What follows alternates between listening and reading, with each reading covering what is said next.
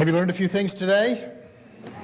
Learned a little bit more maybe than what you knew before, or just were reminded of some things. I just want to take a few minutes now. I'm not going to talk long. I just want to talk to you a little bit about where you go from here and what you do now and what, how you take all this and apply it. Because I'm convinced of this.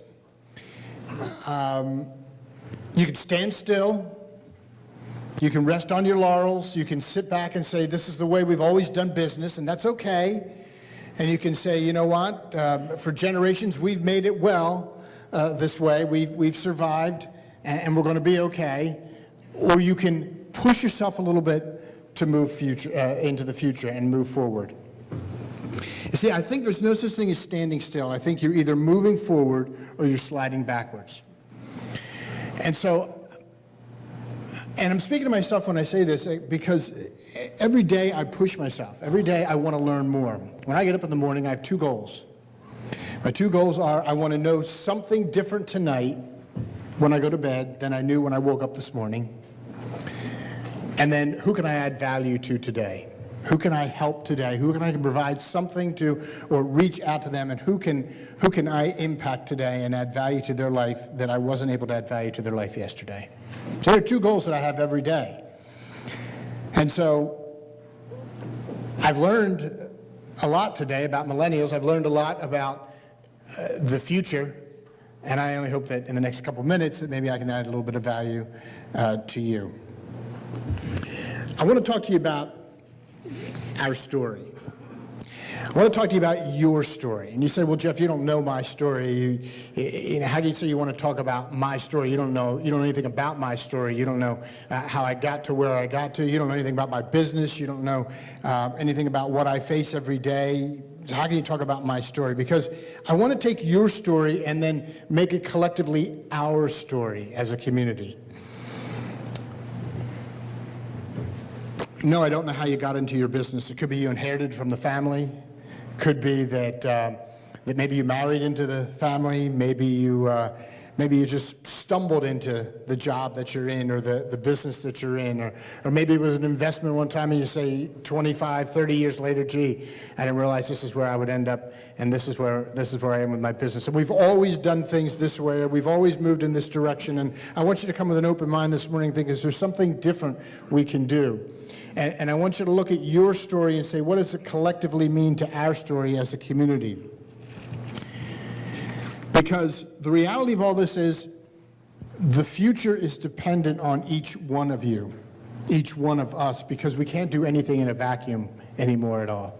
So we all have to come together and say, what can we do collectively as a community to push Ocean City into the future and to move Ocean City where it needs to be?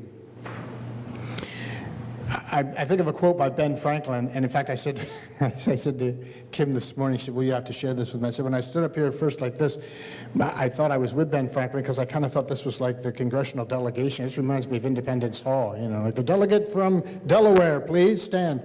Anyway, Ben Franklin once said, and this was when we were getting ready to sign the Declaration of Independence, and he looked at everybody and he said, if we do not all hang together, we will most assuredly all hang separately. That's a pretty profound quote. And I think that applies to all of us in business as well. Because every one of us has skin in the game. And because, as we've heard today, there are dollars to be gained, guess what? Millennials love the concept of immersing themselves in story. And the times are changing. They're different than they were 20, 30 years ago. My first job, by the way, in radio was right in this town. It was right around the corner. I drove past it this morning. It was at 8th and Asbury. It was at what was then WSLT radio station. Beautiful music. And I worked an overnight shift.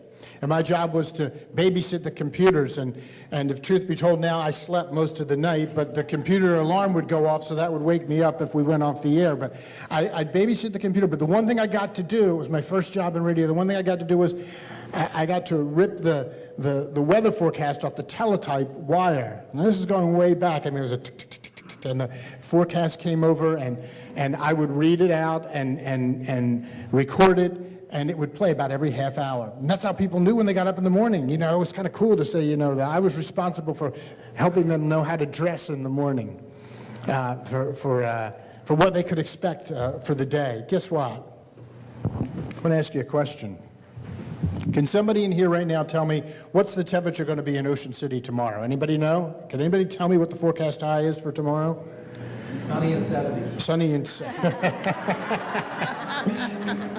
You've been in marketing, haven't you? Yes. Anybody know? What's it going to be?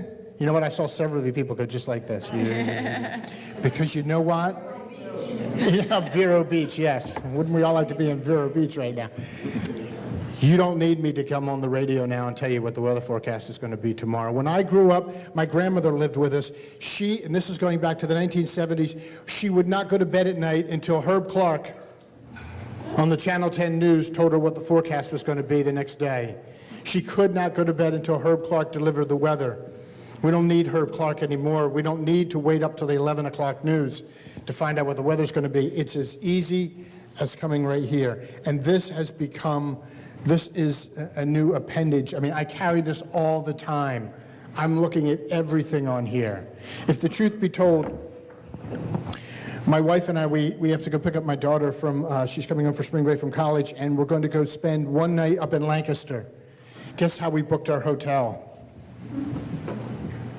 I didn't phone the hotel. In fact, I didn't even shop around by calling different hotels. What I did was I went to booking.com, I went to Trivago, and I looked and I found the best rate, and I shopped, and we've been doing this for 4 or 5 days, and then all of a sudden we found, and I booked it. And not only that, as soon as I booked it, I got an email, and the email told me exactly when I could check in. In fact, it said I could check in early if I wanted to, if I click this button. All the information was right here. And we need to be taking advantage of this, because that is, and I am a baby boomer, and I use that all the time. We have to be making use of the technology that's around us. So you've heard the statistics, you've heard the trends. Nearly all millennials are selecting their vacation destinations and itineraries somehow online. So what do? You say, well, I may not be prepared. I don't know what I'm going to do. You know, for some of you, this may be easy. For some of you, it may be a learning curve and difficult. But my mentor, John Maxwell, says this. He says that everything worthwhile in life is uphill. And it's easy for us to coast. It's easy for us to just go along to get along. It's easier that way. It's less risky. It's always more comfortable to coast. But don't miss this. Everything worthwhile in life is uphill. And what we need to do as businesses, you say, what's this mean? What's this have to do with story? And what's this have to do with where you're going? Where I'm going is this. We need to, as businesses, in light of what we've heard from what Tricia has said, we need to find ways to connect with the vacationer who's out there. It's not enough just to provide the nice hotel. It's not enough just to provide something on the boardwalk where they, you know, we're one of 1,000 stores, or we're on Asbury Avenue and we give them the option of coming in. We have to entice them to come in, and we do that through our own individual story that we tell, through the experience that we offer. And through that, we need to connect. Because if we don't connect when we communicate, if you don't connect with your intended audience, you're going to die, literally. Maybe not today, maybe not tomorrow, but mark my word, I don't even know your business, but you will die. You say, how do you know that, Jeff? Because take a look at this. Got much more money than we do. Can we start clicking the button one at a time? Watch this. Blockbuster, 1985 to 2010. Kodak, a fraction of what they used to be. Remember Woolworth? No longer. Circuit City, there's word they may be coming back. And how about Tower Records? No music, no life. I say, how about no company? 2004, They're gone. Toys R Us. When you fail to innovate or pay attention to where the market is going, when you fail to connect with your customers' wants and needs, you die. You will never passively find what you do not purposefully pursue. You will never passively find what you do not purposefully pursue. You have got to pursue the future. Take Blockbuster, for instance. You know, Blockbuster was actually approached by the founders of Netflix and said, let's come together, let's do something together. Maybe we can come together. Who's alive today? Netflix, bigger than ever. Blockbuster is gone. It was funny. Think of Kodak. I was going through some drawers at home about 6 months ago, and I came across a little roll of film. And my youngest girl said to me, she goes, Daddy, what's this? What's this? And I had to explain to her what it was. I'm saying it's time that we draw on the best of the heritage and the traditions of this island. We don't leave the past behind by any means. This island has some great traditions and great history. And I told you a little bit about some of my fond memories of growing up. And every time I come over the bridge, the new bridge now, I think of what it used to be. I think of growing up, and I have fond memories. And a lot of those millennials and a lot of those Generation X and baby boomers are still looking at those memories and those childhood remembrances that they have. But by the same token, we need to look to the future and combine the two, meld the two together, the past, the present, then into the future, and then say, what's ahead for us? It's all, for today's vacationer, it's all about the experience. And experiences are made up of stories. And the stories are told through Facebook, through Instagram. Now, my kids through Snapchat.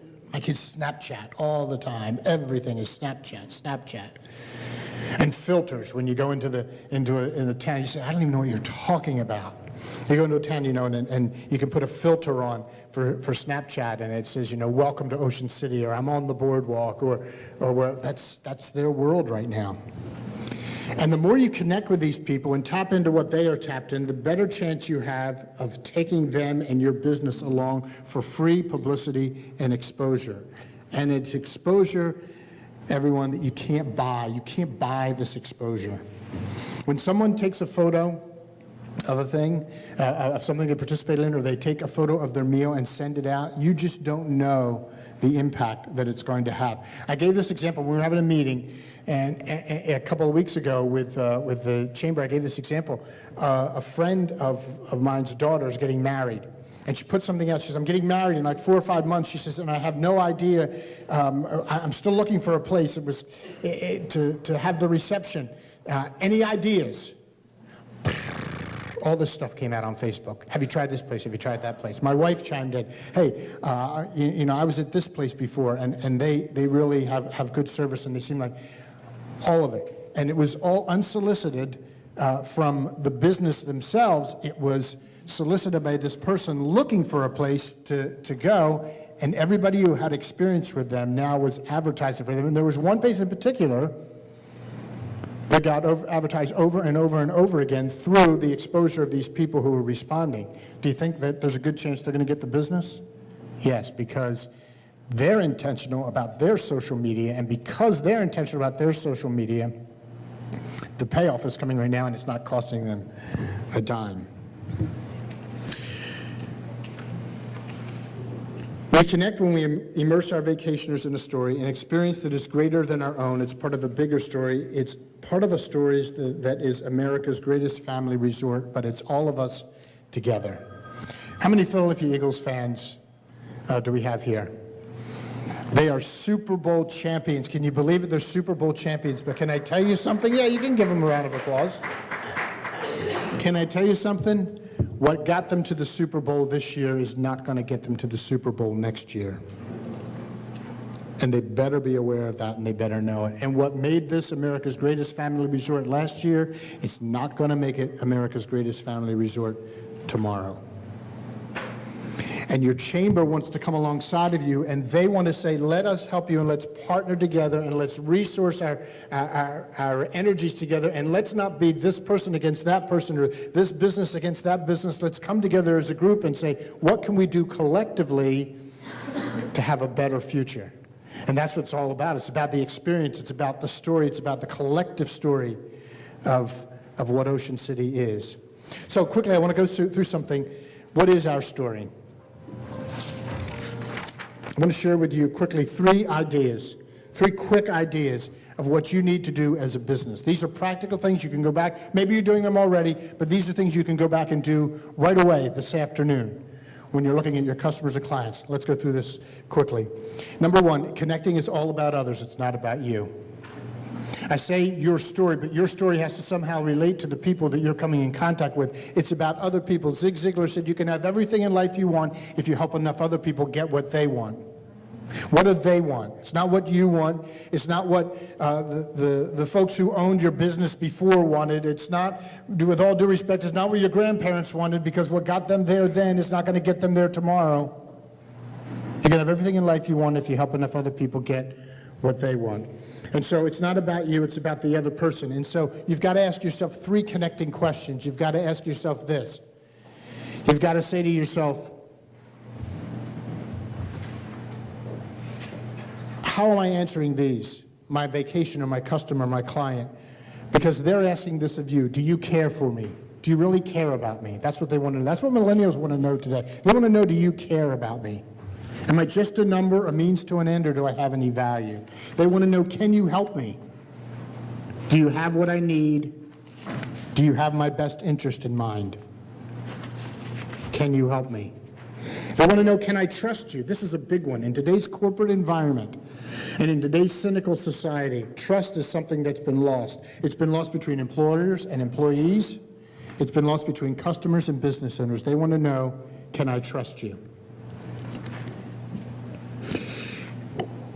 And when you make it all about the other person, you're going to see that it's a win-win situation in the end anyway.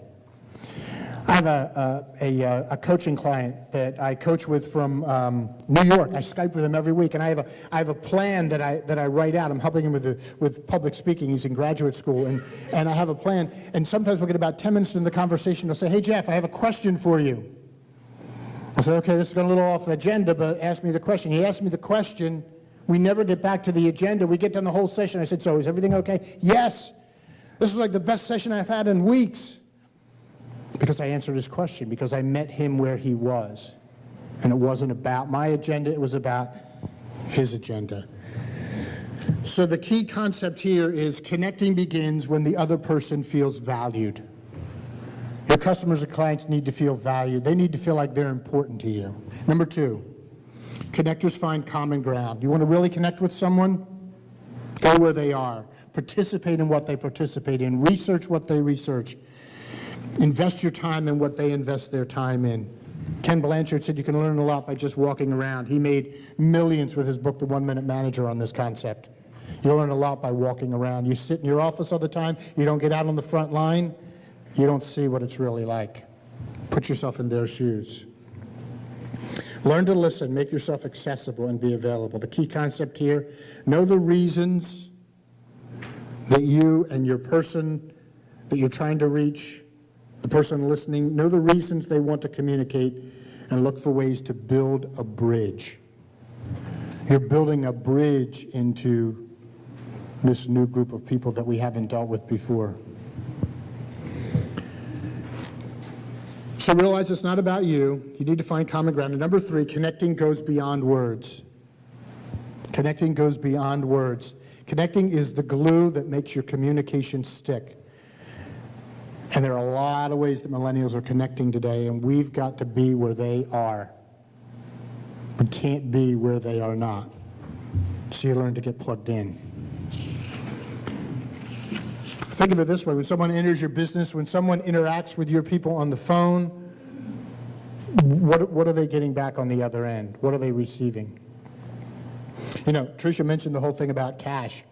I got to tell you, I have to tell you this, and I'm a baby boomer, but I don't have I don't have a dollar in my pocket right now. I really don't. Part of it's because life is so expensive and I have a family, and that's why, but that's a whole other story.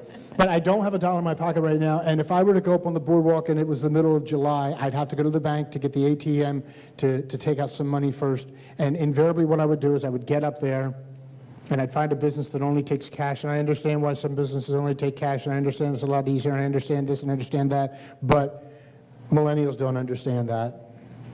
And you get up there, and then here's what my kids say, can I get this? And I say, sure. Oh, they only accept cash. I guess I have to go to the next store.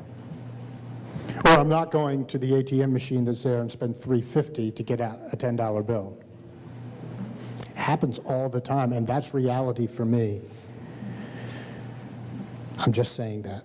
So connecting, you need to connect where people are. You need to do what's going to impact them, but also impact your business in return. More than 90% of the impression that we often convey has nothing to do with what we actually say. People hear your words, but they feel your response. So you have to learn how to connect with your clients, with your audience. So the key concept here, the more that you go beyond words, the greater the chance you will connect with people. So I leave you with these 3 questions to ask yourself today. You can write these questions down and ask yourself these questions, because they'll serve you well as you head into the big season coming up. What can I do to increase my value of others? What is the bridge I need to build to connect on common ground? And what do I need to improve to better connect with people? Ask yourself these questions. Quick story before I finish here, and I know we're running a few minutes behind, but a quick story here. Last fall, I had a big presentation coming up the next day, so I was tired at night. I was getting ready to go to bed, and I went to bed. My wife and I had been in bed only about 10 minutes. All of a sudden I heard, beep, beep, beep. It was a fire alarm. It was the fire smoke detector. The only trouble is it was the smoke detector about 10 feet from where I was lying in bed. And so I thought, well, maybe it'll stop. It's not going to stop. So we're laying there about 10 minutes later. I think, well, maybe if I pull the pillow over my head, I'll be able to go to sleep. So it's about 11:30 at night. Eventually, make a long story short, we go about 20 minutes later. My wife says, that's it. I'm going downstairs. I can't take this. Because what I told her was I couldn't find any batteries in the house. We didn't have any 9-volt batteries. She said, well, you should have replaced this weeks ago, blah, blah, blah, but we didn't.